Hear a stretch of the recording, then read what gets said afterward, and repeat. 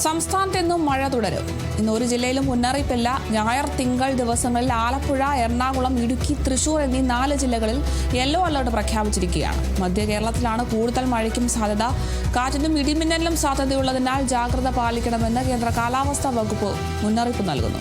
May 26ഓടെ കാലവർഷം കേരളത്തിലെത്തുമെന്നാണ് കാലാവസ്ഥാ വകുപ്പിന്റെ വിലയിരുത്തൽ.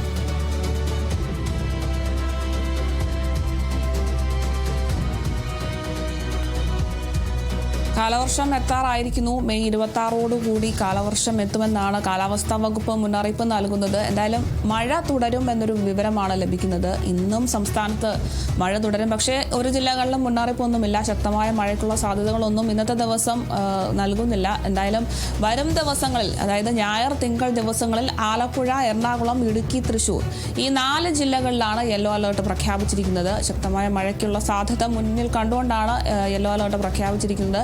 മധ്യ കേരളത്തിലാണ് ഏറ്റവും കൂടുതൽ മഴയ്ക്ക് സാധ്യത പറയുന്നത്. കാറ്റിനും ഇടിമിന്നലും ഒക്കെ ഉണ്ട്. അതുകൊണ്ട് തന്നെ ജാഗ്രത പാലിക്കണമെന്നും കേന്ദ്ര കാലാവസ്ഥാ വകുപ്പ് മുന്നറിയിപ്പ് നൽകുന്നുണ്ട്. എന്തായാലും കാലവർഷം എത്തുകയാണ്. മെയ് 26ഓടുകൂടി സംസ്ഥാനത്ത് കാലവർഷം എത്തുമെന്നാണ് കാലാവസ്ഥാ വകുപ്പിന്റെ വിലയിരുത്തൽ.